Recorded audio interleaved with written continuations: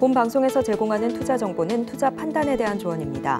방송에서 제공하는 주식의 가치, 가격 상승 및 하락에 대해서는 방송사에서 보장하지 않습니다.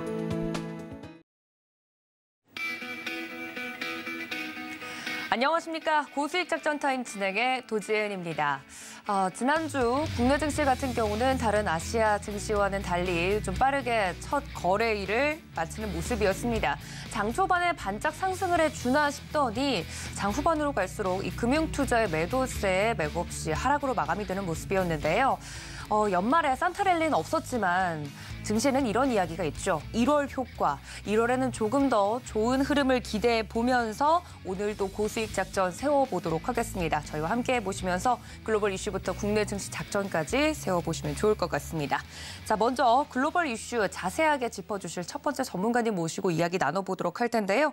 주식회사 플래처 김덕호 대표님 전화로 연결해 보도록 하겠습니다. 대표님 안녕하십니까? 네, 반갑습니다. 네, 반갑습니다. 새해 인사드리니까 더 반가운 것 같은 느낌인데요. 첫 번째 좀 이슈부터 짚어보도록 하겠습니다. 뉴욕 증시 같은 경우는 여전히 연말 연초 휴가로 좀 휴장에 들어가는 모습이었고 오늘 밤부터 개장을 할 예정인데 올해 미국의 경기 침체를 예상하는 목소리들이 굉장히 많습니다. 사실 뭐 이거는 당연히 저희가 계속해서 짚어왔던 부분이라 2023년 녹록지 않을 것이다라는 이야기가 많은 가운데 연중에 반전이 좀 가능할지에 대한 부분 오늘 좀 집중해서 이야기를 나눠볼까 하거든요. 많은 전문가들은 2023년 예상을 좀 할 때 초반에는 약세를 보이다가 하반기로 갈수록 좀 나아질 것이다라는 낙관적인 이야기들도 나오고 있던데 연중 반전 가능성 어떻게 보십니까? 우선은 이제 월가의 이제 지표에 대해서 이제 마찬가지로 미국 경기 침체를 예상하고 있다. 이 부분에 대해서 조금 이제 오해가 있을 것 같아서 좀 정확하게 말씀을 드리자면요. 우선 이제 월스트리트저널에서 이번에 이제 23개 이제 프라이머리 딜러들을 대상으로 지금 이제 조사를 한 내용이 있습니다. 우선 이제 프라이머리 딜러라고 하면 이제 미국 정부와 그리고 이제 연방준비은행에서 직접 발행하는 이제 채권을 직접 거래할 수 있는 권한을 갖고 있는데. 결국은 이제 금리 시장이 이제 기준금리 자체가 움직이게 되면은 가장 먼저 민감하게 반응하는 시장이 이 채권 시장이고요. 그러다 보니까 주식보다 먼저 채권 시장이 먼저 선행 반응되는 점이 있다는 점을 좀 참고하시면 좋을 것 같습니다. 이런 시점에서 이제 월스트리트에서 조사를 했던 23개 프라이머리 딜러사들 중에서 16개사가 지금 경기 침체 가능성이 있다라는 부분들을 좀 지적을 한 바 있는데요. 우선은 이제 경기 침체라고 하는 부분들은 말 그대로 미국의 시점에서 봤을 때는 미국의 GDP가 사실상 소매 판매가 굉장히 많이 중요한 시점입니다. 전반적인 GDP에서 3분의 2가량이 이제 소비 지출로 이루어지기 때문에 이는 결국 이제 소비 여력이 얼마나 캐파를 가지고 있나가 핵심이라고 될 것 같고요. 지금 이러한 어떤 경기 침체 예고를 하는 원인들도 지난 팬데믹 시절에는 이제 미국에 있는 소가 저축액이 약 2조 3천억 달러 정도로 어마어마한 어떤 이제 예비 자산이 있었습니다. 반면에 이제 지금 이제 최근 부동산 시장이 좀 냉랭해지면서 사실상 이제 투자 시장도 굉장히 많이 좀 급감을 하고 있고요. 여기에 이제 연준에서의 매파적 행보에서 강화가 되다 보니까 부동산 시장뿐만 아니라 이제 대출 규제까지 강화되면서 가상화폐 그리고 이제 주식 시장, 심지어는 이제 안전자산으로 불려서 채권 시장까지도 조금 더 위태감을 느끼고 있다는 거죠. 그러다 보니까 이제 최근에 이제 조사한 바로 따르면은 이제 총화 저축액이 1조 2천억 달러 수준으로 많이 급감했다고 합니다. 이제 절반 가량으로 이제 흡혈을 하게 되는데 문제는 이제 이처럼 이제 총화 저축액이 축소를 하고 있다는 부분들은 이미 이제 소비 지출을 진행을 하면서도 마찬가지로 저축액 자체의 규모가 줄어들고 있다는 점들은 앞으로의 어떤 물가 상승률을 계속 잡지 못한다면은 실질적인 소비 경색이 이뤄질 가능성이 굉장히 크고요. 이렇게 되면은 수많은 미국의 기업들이 혹은 이제 도산 혹은 파산을 할 가능성이 높아집니다. 이렇게 되면은 이제 결국 또 실업률이 다시 올라가게 되면서 마찬가지로 소명 업종이나 일반 상점들 같은 경우에는 사실상 매출을 올리기가 굉장히 어려워지는 상황이 되겠죠. 특히 이제 도이치방크 같은 경우에는 올해 10월이 되면은 이제 미국의 초과 저축액이 소진이 될 가능성이 이제 높다라고 지금 예측을 하고 있는데. 아무래도 이제 FOMC에서 이제 연중에 금리 인상을 이제 2회에서 3회 가량 더 추가로 할 가능성이 높다 보니까 결국은 이제 사실상 이제 금리 자체가 높아지게 되면서 전반적인 자산 시장 자체가 굉장히 축소가 되고 있다는 점을 볼 수 있을 것 같습니다. 특히 이제 우리나라도 마찬가지로 최근 기준금리를 이제 공격적으로 올리기 시작하면서 부동산 시장이 굉장히 경색이 많이 되고 있죠. 특히 이제 서울의 이제 집값 같은 경우에도 역대 최저로 지금 큰 하락폭을 보이고 있다는 점이 특징인데, 특히 이제 미국 같은 경우에는 이미 이제 금리 자체가 4%에 가까워지는 상황이기 때문에 사실상 앞으로의 인상이 계속 강화가 될수록 오히려 이제 전반적인 투자 시장 자체는 굉장히 좀 크게 경색이 될 거라고 판단을 하고 있습니다. 물론 이렇게 될 경우에는 경기 침체라는 부분들이 사실상 기업발 침체로 먼저 이어질 가능성도 크다라는 점이 있기 때문에 많은 분들이 우려를 하실 것 같지만은 불행 중 다행이라면은 현재 이제 월가에서는 미국의 연간 경제 성장률은 이제 0.5% 수준이지만은 불행 중 다행이라면 아무래도 이제 침체 자체가 그리 길지는 않을 것이라고 전망을 하고 있는 것 같습니다. 뭐 대표적으로 이제 크레딧 스위스라든가 골드만삭스, 뭐 HSBC, 뭐 JP 모건 체이스 그리고 모건 스탠리 같은 경우가 이에 대해서 대응을 했는데요. 우선은 이제 이처럼 이제 긍정적으로 볼 수 있는 낙관론이 나오는 그런 원인들도 올해 들어서 이제 FOMC의 이제 이사들이 또 교체가 될 예정입니다. 특히 이제 기존에 매파적 발언을 했던 뭐 세인트 루이스 블러드 총재라든가 제임스 블러드 총재라든가 이런 매파적 발언을 했던 이사들을 대비했을 때 상대적으로 비둘기파원 중도파 인사들이 조금 많이 채용이 될 가능성이 있기 때문에 상반기보다는 하반기에 조금 더 시장에서는 기대감을 높이고 있는 것으로 보여집니다. 물론 이제 FOMC의 이사들이 이제 교체가 된다 하더라도 금리 인상 기조를 단번에 바꾸기 좀 어려울 것 같습니다. 물론 이제 파월 의장 같은 경우에도 아직까지는 인플레이션과의 전쟁이 계속 지속될 수 있다는 점들을 누누이 강조를 하고 있던 상황이고요. 여기에 이제 뭐 많은 투자자분들이 전약 후강에 대한, 즉 이제 상반기에서는 조금 악재성 요인들이 아직까지는 산재하고 있으나 하반기가 됐을 때는 이미 피벗에 대한 기대감, 즉 이제 금리 인상 기조를 바꿀 것이다라는 기대감들이 조금 발행되는 것으로 보여집니다.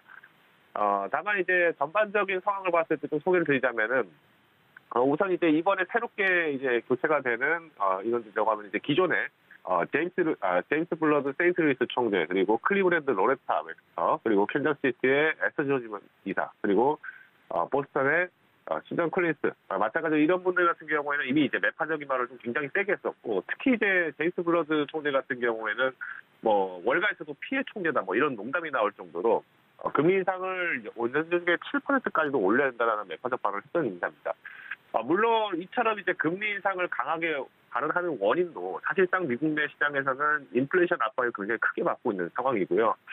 이미 이제 3개년 물가 상승률 자체가 굉장히 많이 높은 수치에 있기 때문에 결국 연준에서는 물가와의 전쟁을 계속 이어질 가능성은 충분히 크다라고 판단을 하고 있습니다.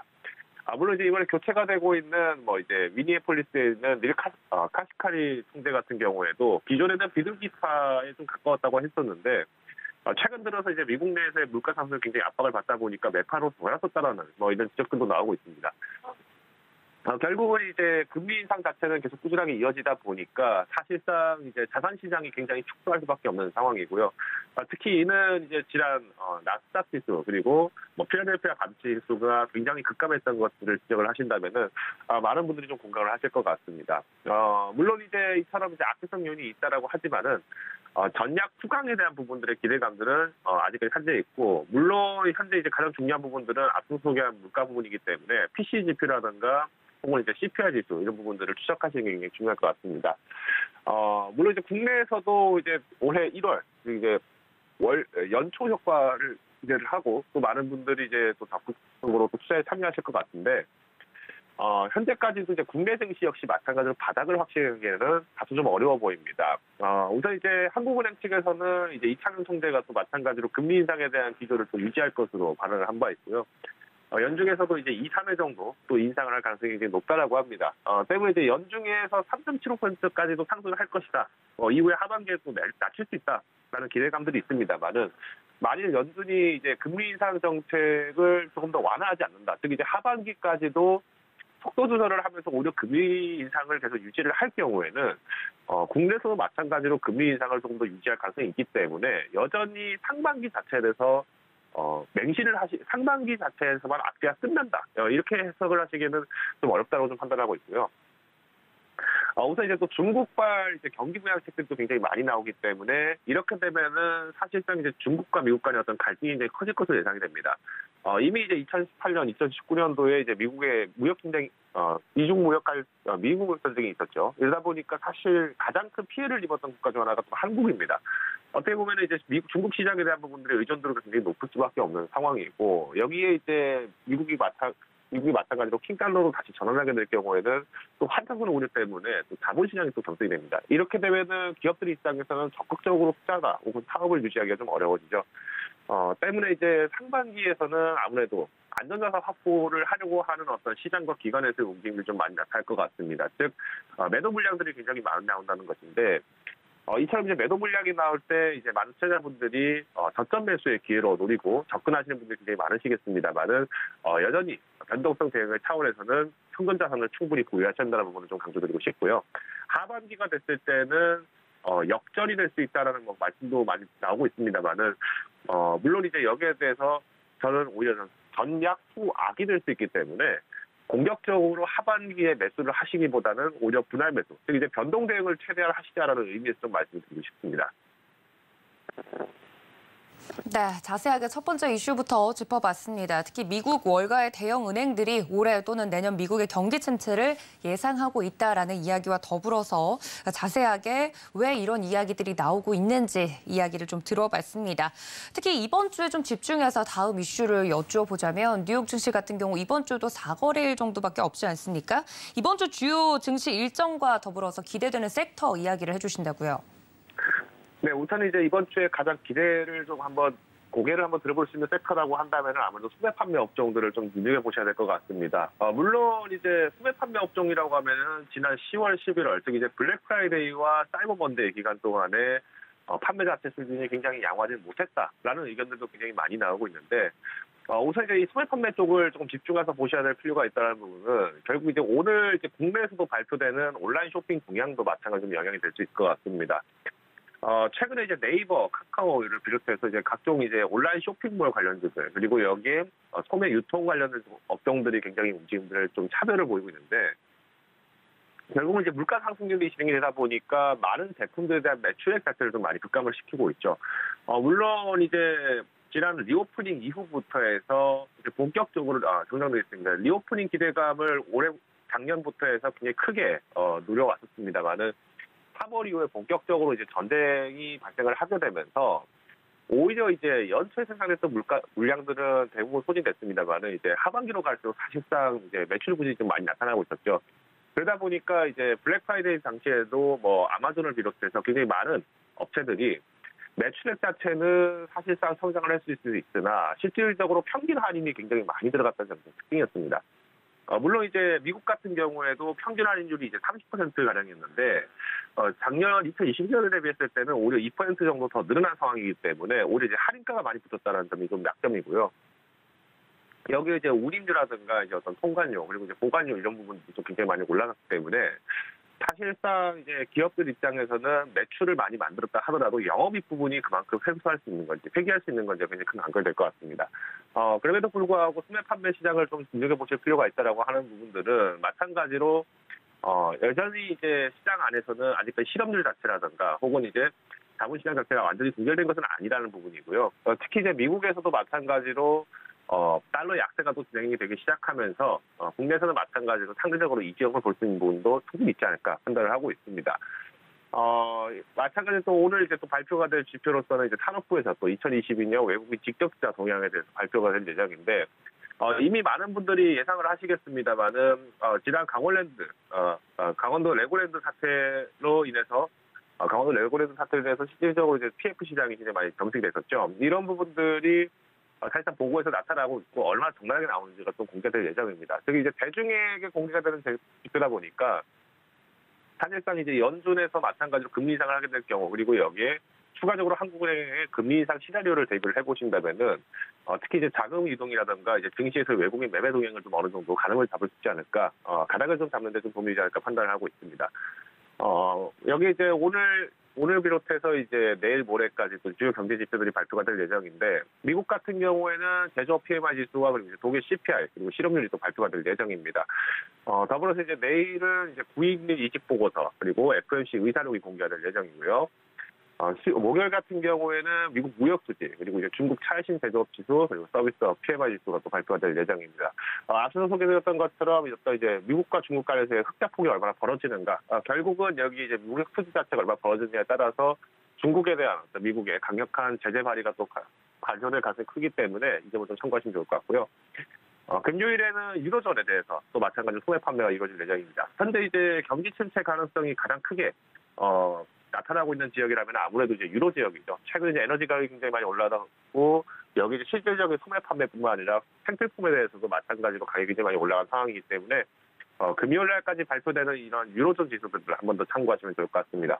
마지막으로 이제 오늘부터 해서 정도 5일부터 해서 이제 앞으로 8일까지 또 이제 CES 국제전자 제품 박람회가 또 개최가 될 예정이기 때문에 이 부분에 대해서 마찬가지로 이제 가전제품들 특히 이제 뭐 LG전자가 아니면 삼성전자 같은 이런 기업들이 좀 더 상대적으로 이점을 볼 수 있지 않을까 판단을 하고 있습니다.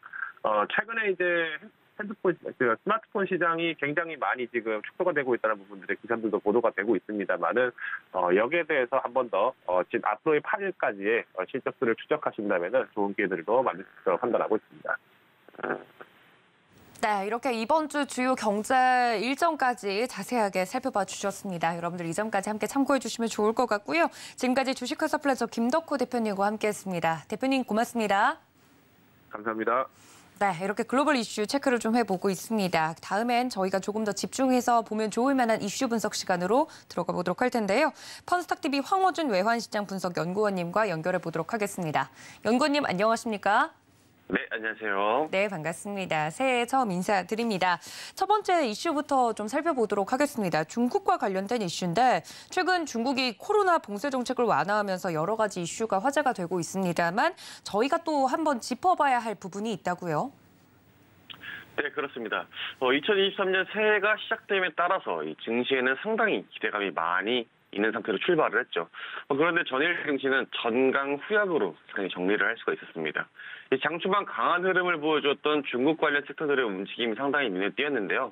특히 중국이 제로 코로나를 선언하게 되면서 관련해서 엄청나게 많은 섹터들이 주식시장에서 생겨났죠. 특히 원료의약품 질주가 상당히 돋보였는데 이 기존의 강력한 방역 지침을 철폐를 하게 되면서 코로나19 확진자들을 자택에서 자가치료로 하는 형태로 전환하게 되면서 많은 시민들은 우리나라가 기존에 코로나19를 이기려 했던 과정처럼 이 해열제와 그리고 순전히 본연 스스로의 상승성을 기대하는 방법으로 전환이 되었죠. 하지만 코로나19 변이 바이러스는 기존과 다르게 상당한 통증과 같이 열을 동반하기 때문에 진통 해열제를 같이 복용하면서 이겨낼 수밖에 없는데 이에 따라서 중국이라는 나라는 인구수가 워낙에 많은 나라이기 때문에 이러한 원료의약품, 다시 말해서 해열제의 수요가 공급을 초과하는 상황입니다. 중국 정부는 진통 해열제 원료의약품을 수출을 금지하는 조치를 취하는가 하면은 국내에서도 중국의 해열제 수요가 폭발할 전망이 잇따르자 이 휴가까지 반납을 하게 되면서 생산에 박차를 가하고 있는 와중입니다. 하지만 이러한 해열제의 폭발적인 수요 속에서도 진통 해열제 원료에 해당하는 아세트아미노펜은 이 특허가 끝난 약으로서 상당히 저가에 해당하는데요. 이 국내 기업들 중에 유일하게 아세트아미노펜을 원재료로 하는 해열제를 생산하는 기업은 이 코오롱 제약과 그리고 하나제약인 것처럼 배보다 배꼽이 큰 건 아니냐는 지적과 함께 잇따르고 있는 추세입니다. 네, 관련돼서 그렇다면 저희가 살펴볼 만한 종목도 있을 텐데 어떤 종목 저희가 특징주로 볼까요? 네, 영진약품입니다. 이 영진약품은 지난번에도 강조드린 바 있죠. 그때 당시 중국 제약유통 전문회사인 인터림스와의 공급 계약을 맺음으로써 이 중국 내 3세대 항생제 원료 공급 계약 체결했다는 소식을 전해드리면서 한 차례 강한 시세 상승이 나온 바 있는 종목이죠. 현재 코로나19로 인해서 원료의약품 관련주들은 일제히 강세 흐름을 보여주고 있는 와중에 코로나19의 감염자가 폭증할 전망으로 기존의 해열수염제인 데노간주 그리고 영트라셋이라는 원료의약품을 수출하고 있는 영진약품은 현재 가격적으로도 상당한 메리트가 있는 종목입니다. 이 전일 원료의약품, 즉 감기약 관련주들은 상당한 강세 흐름을 보여주고 있던 와중에 중국과의 항생제 독점 계약과 그리고 원료의약품 수출을 하는 영진약품의 시세 분출은 나와주지 않았는데요. 전일장에서 10% 없는 모습을 보여주면서 타 원료의약품 관련주들이 약세 흐름을 보여준다면 영진약품은 언제라도 원료의약품 대장주로서 올라갈 가능성을 보여주고 있습니다. 일각에서는 영진약품의 현금 흐름이 상당히 약해서 이 투자에 대한 의견은 보수적으로 제시하는 곳들이 많지만은 이 최대 주주를 KTNG로 두고 있는 영진약품입니다. 이 KTNG는 영진약품의 52.45%의 지분을 보유하고 있는 만큼 대주주로서 영진약품의 운영 방침 그리고 회사 경영에 대해서 지대한 영향을 가할 수가 있는데 이 국내를 비롯해서 국외에도 충분한 해외 수출 경험이 있는 KT NG와 그리고 중국발 원료 의약품, 더 나아가 항생제에 대해서 중국 내 제약유통회사와 MOU를 체결한 영진약품을 주목해봐도 좋을 시점이라 생각합니다. 이 가격 전략을 제시해드리자면 진입가 3,500원 미만, 그리고 손절가 3,300원, 목표가는 3,800원으로 제시를 해드리겠습니다. 이 종목의 특성상 매물대가 강하게 뭉쳐있는 고점을 강력하게 돌파를 하지 못한다면 되돌림이 크게 나오는 만큼 짧게 시세차익을 노리는 게 가장 유효한 전략이라고 보고 있습니다. 네, 영진약품 한 번 더 자세하게 이야기를 해드렸습니다. 이 제약과 또 관련돼서 많은 분들이 시세가 나오는 부분들 따라잡기 어려우셨을 것 같은데 영진약품 오늘 특별히 좀 자세하게 설명을 드렸으니까 이 점까지 참고해 주시고 대응해 주시면 좋을 것 같습니다. 자, 다음 이슈로 넘어가 보도록 하죠. 이번에는 컨텐츠와 관련된 내용인데 이 중국의 한한령 해제 등 기대감을 좀 가졌던 섹터입니다. 근데 중국의 코로나 상황으로 좀 주춤하는가 싶더니 이번에는 오히려 사우디에서 긍정적인 소식이 들려오고 있다고요? 네, 그렇습니다. 2023년 새해가 밝아오게 되면서 그간 상당히 많은 투자자들이 새해 기대감을 갖고 출발을 했지만은 우리나라 증시는 강한 모습을 보여주지 못했습니다. 이 기대가 너무 컸던 탓일까요? 이 기존에 강하게 우리나라 증시를 이끌어 주었던 태조이방원 섹터 중에서 전일 증시에서는 2차전지 외엔 태조이방원이라는 이름이 무색할 만큼 약한 흐름을 보여주었죠.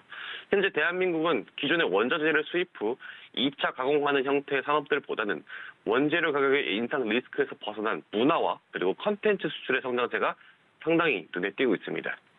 이 새해가 밝기 전에 중국 측의 K 컨텐츠의 질주가 돋보였지만은 현재 중국은 컨텐츠에 신경 쓸 겨를이 없습니다. 이 와중에 전일 무함마드 빈살만 사우디아라비아 왕세자가 이끄는 사우디아라비아의 국부펀드인 PIF는 이 싱가포르 투자청 GIC와 함께 새해 초 카카오엔터에 1조 원 규모의 투자 주식 매매 계약을 체결할 예정이라는 기사가 나오게 되면서 이 관련주들이 상당히 강한 흐름을 보여주었습니다.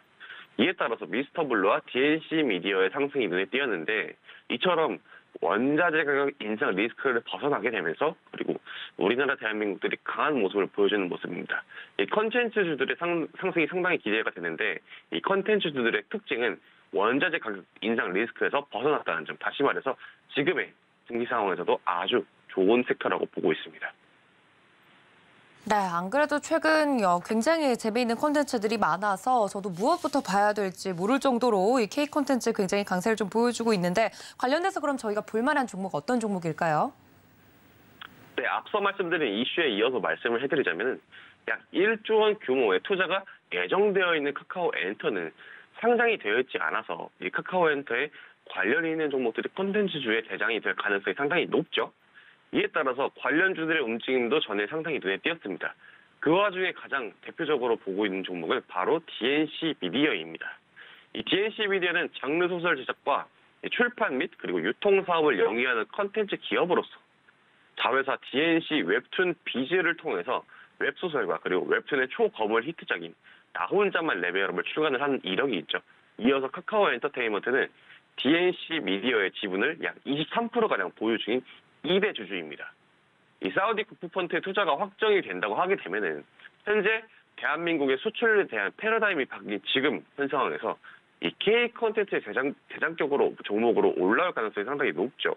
때문에 카카오엔터의 지분을 보유했고 글로벌 초히트작인 나 혼자만 레벨업이라는 이 히트작을 발굴한 이력이 있는 DNC 미디어를 주목해봐야 됩니다.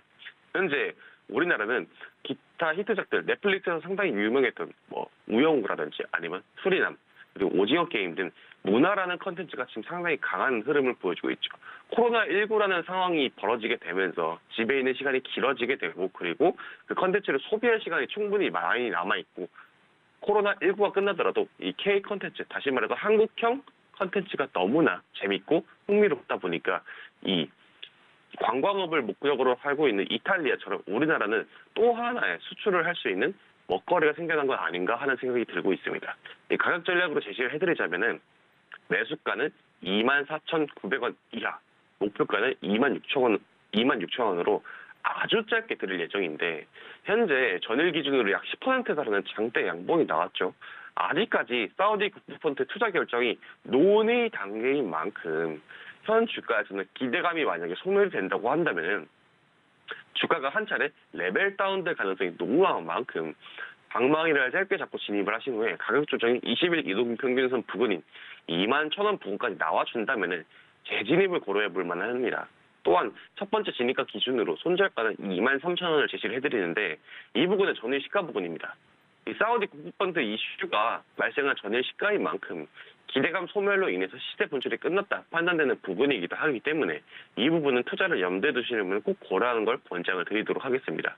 그리고 이 컨텐츠주들의 특성상 태조의 방언처럼 지난 강하게 증시를 끌어줬던 종목들이 강하게 치고 올라가게 되면은 이 컨텐츠주들은 살짝 소외가 되는 경향이 조금 있으니까 여러분들께서 2차전지나 그리고 태조의 방언처럼 강하게 증시를 이끌어줬던 그런 섹터들이 정부에서 대대적으로 투자를 하겠다라는 기사가 나오게 되면은 컨텐츠주들은 잠시 내려놓으시고 이 말씀드렸던 종목들의 섹터를 조금 더 지켜보시는 걸 권장을 드리도록 하겠습니다.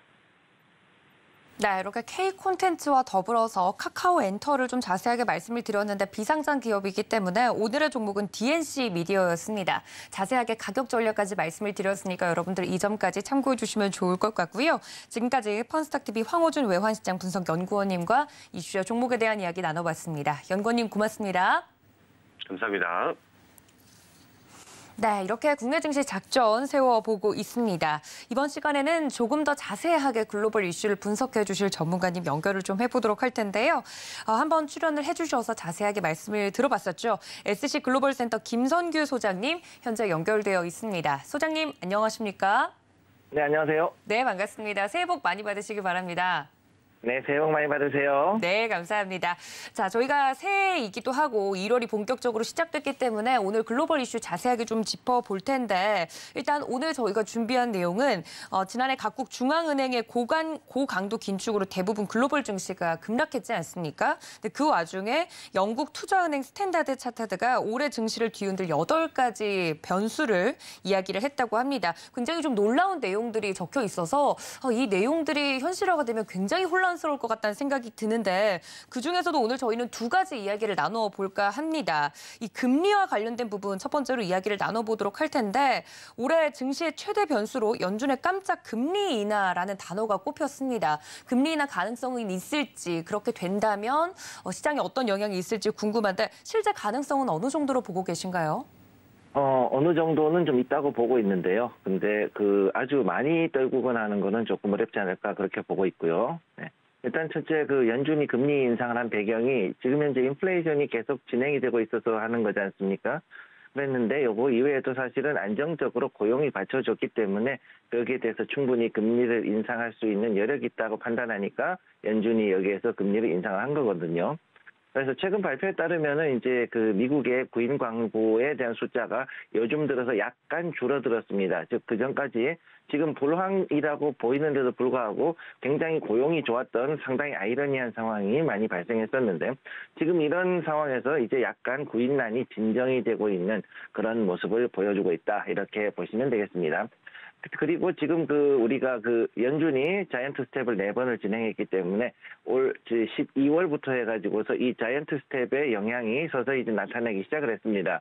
그래서 유가라든가 원자재 가격이 하락을 하면서 실업률이 좀 증가를 하고 그리고 또 이제 중국의 리스크, 즉 정확히 얘기하면 중국이 또 생각보다 많이 경제 성장이 회복이 되지 못하고 오히려 코로나 때문에 다시금 지금 가라앉고 있으니까 이로 인해 가지고서 생각보다 원유 수요가 높지 않았죠. 그리고 이런 부분들 이외에도 또 중요한 것이 이제 금리 인상으로 인해 가지고 회사채들이 지금 굉장히 좀 위험하다라는 것을 볼 수가 있는데요. 지금 급격한 금리 인상으로 인해서 회사채 특히 이제 변동금리부 사채 발행을 회사채를 많이 발행했던 이 테크 관련주들이 지금 이자 부담이 굉장히 증가하고 있습니다. 이렇기 때문에 만일 이 금리 인하가 우리 한 2, 3년 전에 연준이 갑자기 FOMC를 하루 앞두고서는 급격하게 제로 금리로 갔던 것처럼 그런 급격한 인하가 전격적으로 시행을 된다. 이러면은 그만큼 신용시장의 지금 불안은 굉장히 커지고 있다라고 보시면 되겠습니다. 따라서 연준이 지금 현재 금리 인하 확률이 지금 상당히 높은 건 사실입니다. 왜냐하면은 그 전체적으로 봤을 때는 테크주들이 굉장히 지금 실적도 그렇고 그다음에 지금 그 주가가 굉장히 많이 빠졌지 않습니까? 그러니까 이로 인해 가지고서 앞으로 전망이 좋지 않다는 것 때문에 이 연준이 금리를 인하해서 어느 정도 이런 그 변동금리부 사채를 발행을 했던 테크주들이라든가 다른 여러 기업들을 좀 구제를 해줄 방안, 그럴 확률이 상당히 높긴 한데, 과연 200% 인하까지 갈 것인가 했을 때는 지금 현재로서는 현실적으로 조금 그 어려운 부분이 있습니다. 그래서 만약에 이것이 벌어지게 된다 그러면은 이제 연준은 인플레이션을 좀 진화를 하는데 더 좀 큰 어려움을 겪지 않을까, 저는 일단 그렇게 보고 있습니다. 네, 관련돼서 첫 번째 이 금리 인하와 관련된 키워드 자세하게 이야기를 들어봤습니다. 또 그런가 하면 국제유가가 50% 가까이 폭락하는 시나리오도 내용이 좀 담겨 있는데요. 국제유가 50% 이상 가까이 하락하면 굉장히 큰 혼란이 올 것으로 저도 예상이 돼서 과연 가능할지 뭐 이러한 내용들이 왜 담겼는지가 개인적으로 궁금한데 이런 이 변수 내용이 담긴 이유가 무엇일까요? 일단 그 중요한 거는 그 국제유가가 50% 정도 폭락한다라는 거면 지금 현재 한 8, 90달러 정도 가 있지 않습니까? 근데 여기에서 거의 한 45달러대까지 떨어진다라는 얘기거든요. 근데 이렇게까지 떨어지기 위한 기본 전제 조건이 뭐냐면은 중국의 산업이 완전히 무너져야만 가능한 상황입니다. 현재 봤을 때. 그래서 지금 현재 가장 큰 이슈는 뭐냐면은 바로 인플레이션, 방금 말씀드렸던 그 인플레이션 관련된 이슈, 즉 금리하고 이 유가는 완전히 반대로 움직이게 돼 있거든요. 그래서 만약에 금리가 올라가면 유가는 더 많이 떨어질 것이고, 그 다음에 만약에 여기에서 이렇게 해서 갑자기 금리 인하를 깜짝으로 하지 않는다 그러면은 오히려 연준은 지금의 이 유동성이 많이 풀려 있는 상황에서는 오히려 더욱더 금리를 올려가지고서 유가를 더욱더 누르는 방향으로 간다는 이야기입니다. 그래서 만약 이 두 가지가 같이 일어났을 경우에는 충분히 이 국제유가가 50% 가까이 떨어질 확률이 있기는 합니다. 단 여기에서 중요한 거는 중국의 산업이 그만큼 무너지느냐, 저는 그렇게까지는 되기는 좀 어렵다라고 보고 있고요. 일단 중국이 코로나19 락다운을 했다가 지금 해제를 하고 있는 중인데, 그럼에도 여전히 지금 경제 회복이 그렇게 쉽지가 않은 상황이거든요. 그렇기 때문에 지금 중국이 그 계속해서 경기 부양책을 발표해서 계속 유동성을 풀고 있는 상황이고, 또 이렇게 해가지고 가고 있는데도 불구하고 지금 경기 부양책에도 지금 생각보다는 경제 전망이 많이 상승하지를 못하고 있습니다.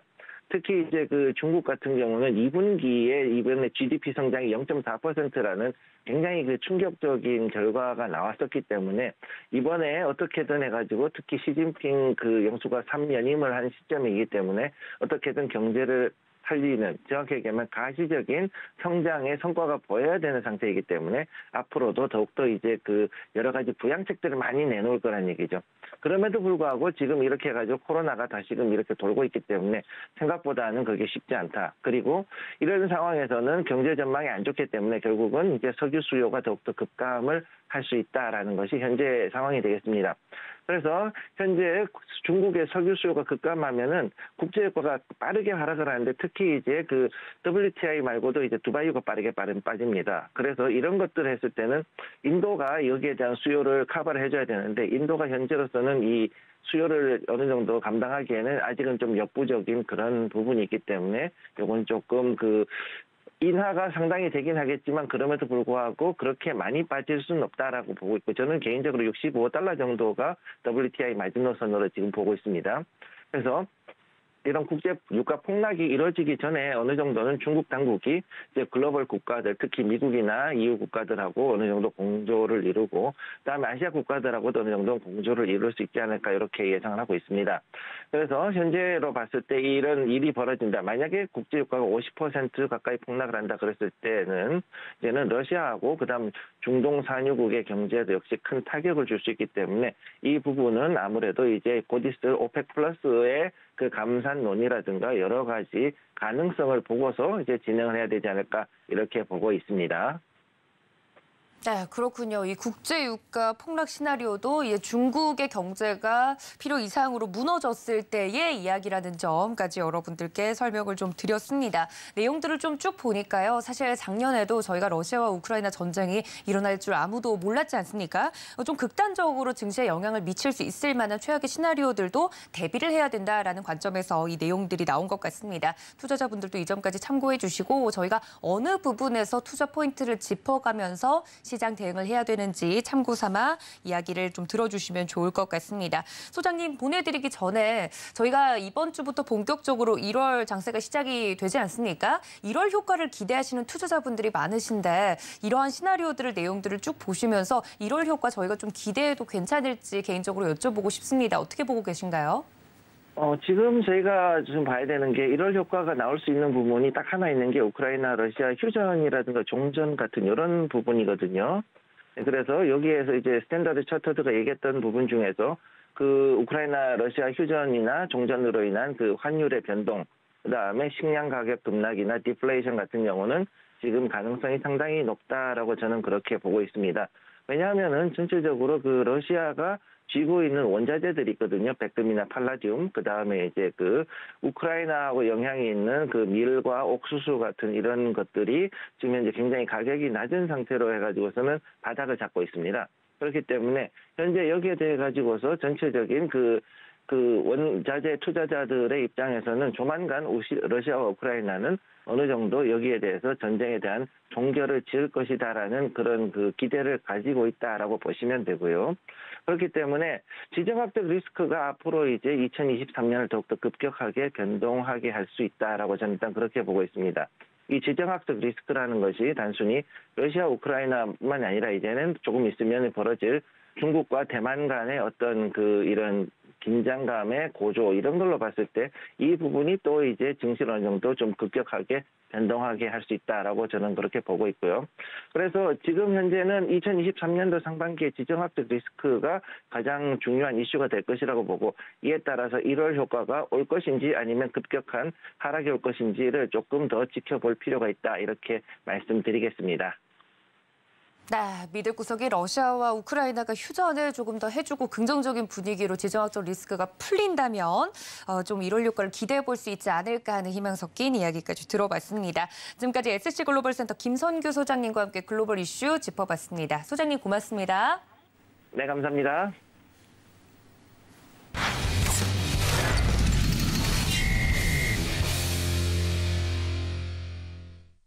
네, 보다 자세한 글로벌 증시 내용을 저희가 앞서서 짚어봤습니다. 국내 증시 작전 좀 더 본격적으로 세워보도록 할 텐데요. 글로원 파트너스 이성웅 이사님과 함께 종목 이야기 나눠보도록 하겠습니다. 이사님 안녕하십니까? 네, 안녕하세요. 네, 반갑습니다. 첫 번째 이슈부터 좀 짚어보도록 하겠습니다.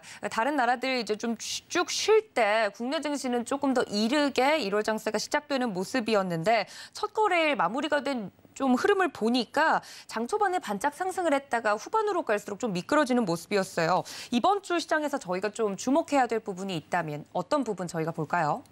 네, 연말에 예상을 하고 온 부분은 시총 상위주보다 개별주가 강했던 그 전통적인 상황을 반영을 해서 개별주 강세가 나타날 것으로 예측을 했었어요. 그런데 뚜껑을 열어보니 어제 시총 상위주 군들 중에서 낙폭과대 형태를 가진 쪽, 자동차, 2차 전지, IT 이쪽이 시장 대비해서 강세를 나타내는 모습이었고요.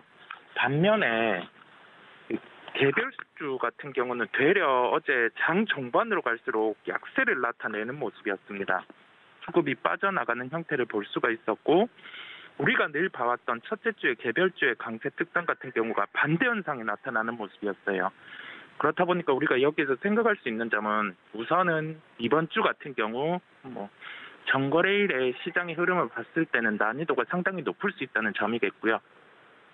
또 여기에 연결해서 일정 같은 측면, CES라든지 JP모건 헬스케어와 관련된 종목들, 특히 CES와 관련된 종목들 같은 경우가 연말에 미리 시세가 발생을 했었어요. 근데 그리고 나서 어제 같은 경우는 그 시세를 다 반납을 하면서 급락이 나오는 모습이었습니다.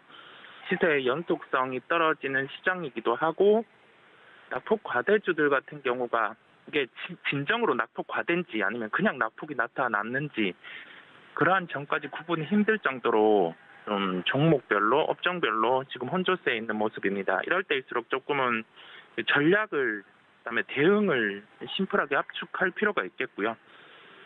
어제 시장으로 봤을 때 그다음에 최근의 시장의 특성으로 보면 좀 주가가 떠 있는 종목군들 같은 경우는 여차하면 조정이 하루에도 10% 나올 수 있고 실제 나오기도 합니다. 그러면 우리가 생각해야 될 점은 좀 조정이 나와 있는 업종 쪽, 그 업종 안에서 종목들 같은 경우가 좀 일부라도 변화가 긍정적으로 나타나면 주가의 반등은 빨라요.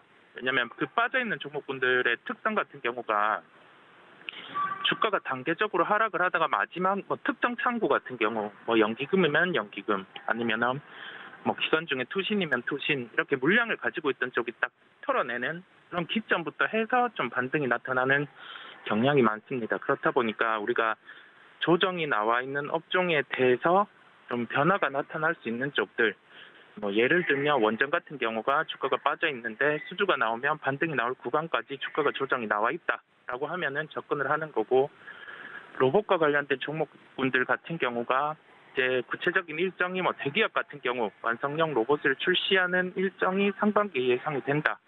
그러면 이러한 종목군들 같은 경우는 가능성이 존재를 하지만은 시장이 빠질 때는 좀 매도가 나올 수 있기 때문에 그런 종목군들 같은 경우도 좀 주가가 빠진 상태에서는 접근을 해도 되는 그러한 시각을 가지면서 우리가 종목을 봐야 될 것 같습니다. 좀 이렇게 풀어서 말씀을 드렸는데 결론은 뭐냐면 떠 있는 종목보다 주가 빠져 있는 쪽, 그쪽 종목들을 추려서 살펴보는 게 낫다. 이 점을 강조를 드립니다. 네, 깔끔하게 시장 상황과 더불어서 종목을 봐야 되는 기준 이야기를 좀 해드렸는데, 그렇다면 그 기준에 부합한 오늘의 특징적인 종목도 궁금합니다. 어떤 종목일까요? 네, 종목은 BHI를 말씀드리려고 합니다. 대표적으로 원장과 관련된 부분은 우리가 한수원 중심의 해외 원전 수주가 이루어졌을 때는 설계는 한정기술이하고 그다음에 이 설계를 바탕으로 기기를 만드는 쪽은 두산에너빌리티, 그다음에 BHI 이런 군이 나눠져 있습니다. 소형 모듈 원점 부분 같은 경우는 설계는 뉴스케일 파워가 직접 이 부분 수주를 했다고 하면은 그 설계 바탕으로 해서 실제 주기기 파트 같은 경우는 BHI, 그다음에 두산에너빌리티 이 부분은 국내와 국외로 나눠서 맡아서 수주가 가능하게 돼요. 그렇다 보니까 그 원전주를 접근을 할 때는 하나의 수주 가능성을 놓고 본다라고 생각을 하시면 되겠고요. 지금 기점에서 수주가 나왔을 때 주가 반등이 빠를 수 있는 구간까지 주가가 조정이 나와 있습니다. 그렇다 보니까 우선 첫 번째 주가가 떠 있냐 빠져 있냐의 조건에서는 부합을 하는 거고요. 빠져 있다 보니까 그러면 이게 빠져 있다고 해서 무작정 매수를 대입을 하는 게 아니라 가깝게 주가가 반등이 나올 수 있는 요인이 어떤 게 나타날 수 있고 그 어떤 것 같은 경우가 먼 미래가 아니라 적어도 몇 달 내에 가능성이 있냐라고 살펴보면 원전 수주 부분 몇 달 내에 충분히 해외라든지 국내 같은 경우 수주의 가능성이 존재를 합니다. 그렇다 보니까 접근에 대한 점도 이제 부합을 하는 거예요. 그러면 우리가 지금 1월에 시장의 특성을 보는 겁니다. 개별주가 좀 매도 차익이 나오네. 근데 그런 상황 안에서 개별주 반응 이후에는 1월에 4분기 실적 시즌이니까 4분기 실적 같은 경우 한 어느 정도지? 해보면 예상치 수준 또는 하회가 예상이 됩니다. 그러면 4분기 실적이 나오는 기점에서는 이 종목은 실적이 예상치보다 덜 나오면 주가는 조정이 나올 수 있어요. 그 점을 우리가 염두에 두고 그 조정이 나올 때 손절을 해야 되는 종목, 그다음에 추가 매수를 해야 되는 종목군, 신규 매수를 해야 되는 종목군이 가려지는데 4분기 실적 뒤에는 이제는 내년 같은 경우는 수주가 나온다고 하면 여기에 대해서 실적은 나아질 수 있기 때문에 4분기 실적이 예상치보다 하회할 때는 매수 대응 이런 식의 결론이 나오는 겁니다. 이 그림을 바탕으로 해서 이제 가격대를 보는 거예요. 지금 무작정 진입을 하는 게 아니라 어떤 가격대에서 기존의 반등이 나타났고 거래가 수반이 됐고 수급 같은 경우에 변화가 있었는지 체크를 해보면 6,000원 초반에서는 반등하는 특성이 나타났습니다.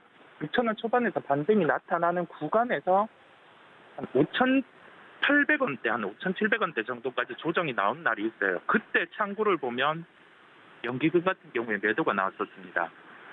서두에 언급드린 것처럼 뭐 연기금이라든지 기관의 손절 물량 같은 경우는 이 물량을 받고 반등을 하는 경향이 있어요. 왜냐하면 이러한 매도 같은 경우는 시장에서 그냥 종가까지 이렇게 매도를 밀어내는 그런 특성이 있다 보니까 그 부분을 투자자분들이 활용을 해서 내가 지켜보던 종목이 그런 매도가 나온다고 하면은 매수를 대입하는 것도 하나의 방법이겠습니다. 6,000원 초반에서는 반등이 나타나는 특성을 기억을 하시고요. 가격 접근은 우선 6,240원대. 현재 가격보다는 일부 아래긴 합니다. 충분히 뭐 위로 치면서 매수를 급하게 안 해도 되는 그런 종목군이기 때문에 좀 가격대를 현재가보다는 아래로 잡은 6,240원으로 말씀을 드립니다. 네, 오늘의 첫 번째 종목은 DHI였습니다. 이 종목의 특성이 좀 잘 드러나는 부분이 있었기 때문에 6,000원대 초반에서는 반등이 나타나는 특성이 있으니까 여러분들 대응에 참고해 주시고요. 저희가 가격 전략까지 말씀을 드렸습니다. 이사님이 말씀해 주신 부분들 참고해서 대응해 보시면 좋을 것 같습니다. 자, 그럼 다음 이슈로 넘어가 보자면 이렇게 개별적인 종목도 봤습니다만 시총 상위 종목주들의 좀 특징적인 부분도 짚어볼까 합니다. 시총 상위주들의 흐름에서 저희가 시장 방향성을 예측해 본다면 어떤 포인트 짚어볼 수 있을까요? 우선은 시총 상위주들이 실적이 중심이 돼야 되는데 지금 반도체, 자동차 이쪽군 같은 경우는 실적에 대한 기반은 좀 부족한 측면이 있어요. 그런데 1월 시장 같은 경우 1월에 이제 4분기 실적이 나오고 나면은 내년에 예상 실적이 이제 구체적으로 업데이트 될 거고요. 그 구체적인 업데이트 이전에 지금 미리 지수 조정이 나오면서 시총 상위주들이 가격 메리트는 발생을 한 구간입니다. 즉 이익 대비해서 싸진 종목도 있고 싸지는 구간에 있는 종목도 있고 그러한 상황이 이제 도래를 한 거예요. 지수는 하방 경직성이 나타날 가능성이 높겠고요. 올해 같은 경우 연간 예상 영업이익이 거래소 기준으로 한 150억 정도를 상회를 하는 것으로 전망이 됩니다. 한 154억 정도 예상이 되고요. 내년 같은 경우는 일부 증익이 나타나서 한 156억대 이 정도가 예상이 되는데 우리가 그 점을 대입을 해보면은 지수 하단은 한 2,100 정도로 추산은 돼요. 그렇다 보니까 2,100 같은 경우가 무조건 지지를 한다는 게 아니라 올해 예상이 되는 영업이익을 대입을 했을 때 그 정도의 하단은 지켜줄 가능성이 높다라는 그 시각을 가지고 살펴볼 필요가 있겠고 그 정도의 주가 수익 비율이라든지 밸류에이션 도출을 해봤을 때 이제 시총 상위주들이 올해 예상 이익 대비해서 좀 싸지는 종목이 서서히 나오고 있으니까 4분기 실적을 발표를 할 때는 대형주 같은 경우가 반응을 할 수 있다고 보입니다. 당연히 실적은 예상치보다 잘 나와야 되겠고요. 우리가 그 점을 기억하면서 지금 시장이 원래 시나리오 개별주의 강세 쳤죠. 이 부분이 어그러지면서 조금 혼조가 나타나고는 있습니다. 이번 주에 시장 방향성 수급 이 흐름을 체크를 하고 한 단계 급하게 간다라고 생각하기보다는 템포를 늦추고 이번 주는 살펴보시면 되겠습니다. 네, 그렇다면 저희가 특징적인 종목으로 봐야 할 종목은 어떤 종목일까요? 네, 종목은 이녹스 첨단 소재입니다. OLED 소재 관련 사업을 영위를 하고 있고요. 대형사 같은 경우가 OLED와 관련해서 투자 금액을 늘리면 당연히 수혜가 나타나게 됩니다. 실적에 대한 변동성은 적은 경향을 가지고 있어요. 우리가 IT, OLED 소재와 관련된 기업들은 이런 특성에 따라서 좀 업황이 부진해도 주가 조정이 덜 나타나는 측면이 있는데 OLED 쪽 같은 경우는 워낙 투자가 부재하다 보니까 대부분 기업들이 주가가 좀 빠질 만큼 빠져 있는 상황입니다. 3분기 실적, 그다음에 4분기 실적 같은 경우는 예상치보다는 하회를 할 수 있어요. 그런데 그러한 실적이 나오고 나서 주가가 조정이 나올 때는 매도보다는 매수로 접근 가능한 종목이라는 말씀을 드릴 수 있겠어요. 왜 그러냐면 올해 예상 영업이익이 1,120억 원 수준입니다. 현재 시가총액이 6,350억 원 정도 돼요. 우리가 소재단에서 정말 극단적인 상황을 대입을 하더라도 이 정도 밸류 같은 경우는 밸류의 매력도 발생을 하고 업황이 돌아서는 단계에서는 주가가 강하게 상승할 수 있음을 우리는 기억을 해야 되겠습니다. 가격 접근은 37,700원대 접근 가능합니다. 네, 오늘의 두 번째 종목 이녹스 첨단 소재까지 이야기 자세하게 들어봤습니다. 지금까지 글로벌 파트너스 이성우 이사님과 함께했습니다. 이사님 고맙습니다. 네, 감사합니다. 네, 저희가 이렇게 장전 전략 모두 세워봤는데요. 본 방송에서 제공해드린 정보는 투자 판단에 대한 조언일 뿐 해당 주식의 가치나 수익률을 보장하고 있지 않다는 점까지 알려드리면서 저희는 잠시 뒤 장중 전략으로 다시 인사드리겠습니다. 시청해주신 여러분 고맙습니다.